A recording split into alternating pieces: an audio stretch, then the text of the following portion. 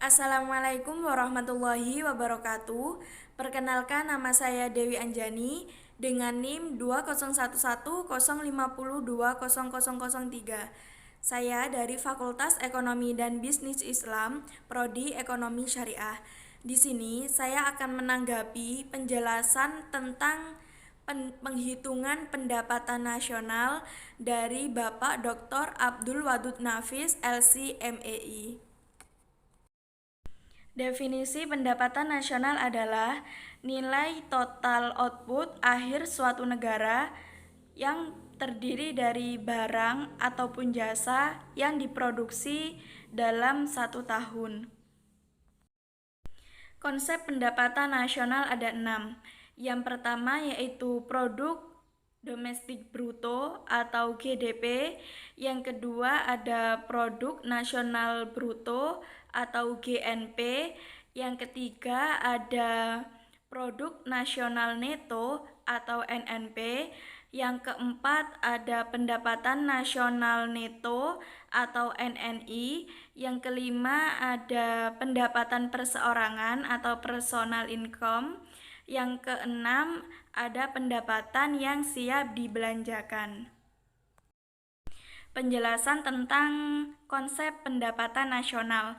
Yang pertama yaitu produk domestik bruto atau gross domestic product, yaitu jumlah produk baik barang maupun jasa yang dihasilkan oleh unit-unit produksi dalam suatu negara atau batas suatu negara atau domestik selama 1 tahun.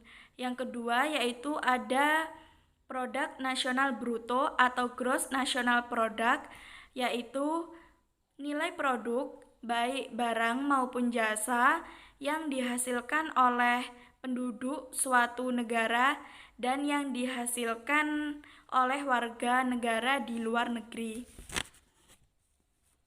Yang ketiga ada produk nasional neto atau NNP, yaitu produk nasional kotor atau GNP dikurangi penyusutan barang modal.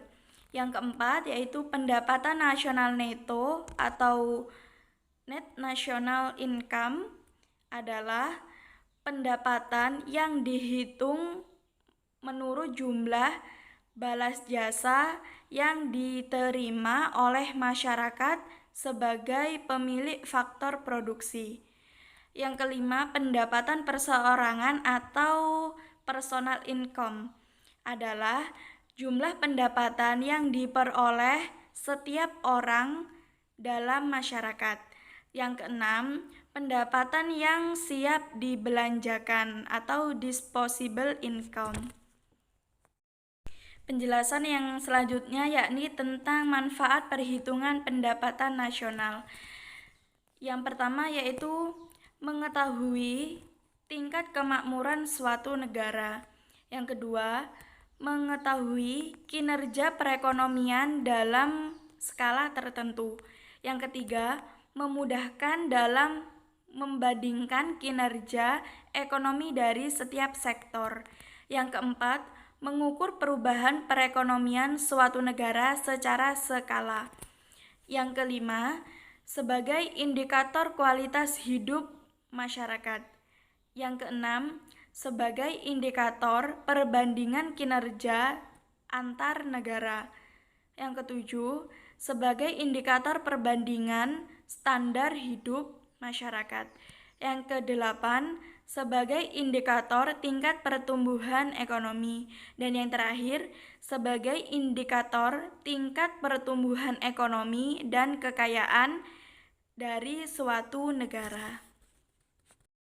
Penjelasan yang selanjutnya yakni macam-macam metode perhitungan pendapatan nasional dibagi menjadi 3.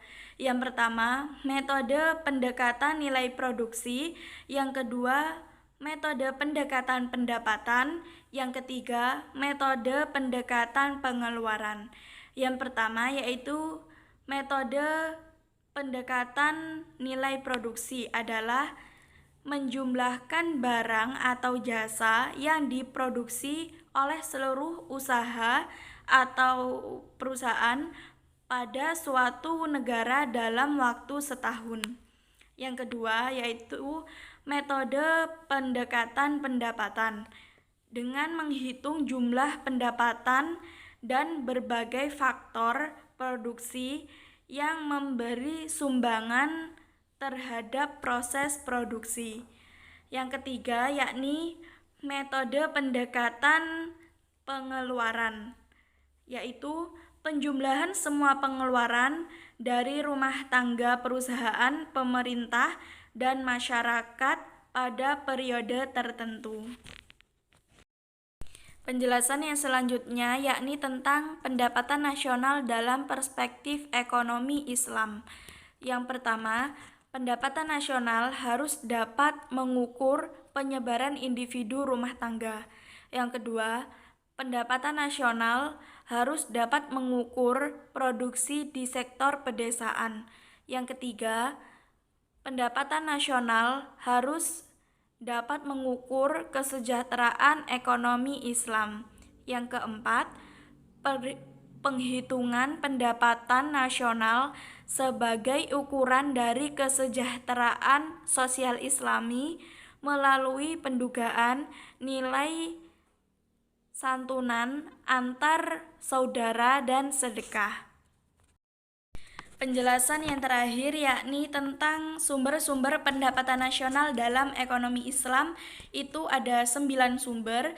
Yang pertama yaitu ghanimah, yang kedua yaitu sedekah, yang ketiga ada infak, yang keempat zakat, yang kelima yusr atau cukai, yang keenam jizyah, yang ketujuh kharaj, yang kedelapan pajak tambang. Sekian dari saya, kurang dan lebihnya saya mohon maaf. Ihdinas siratal mustaqim. Wassalamualaikum warahmatullahi wabarakatuh.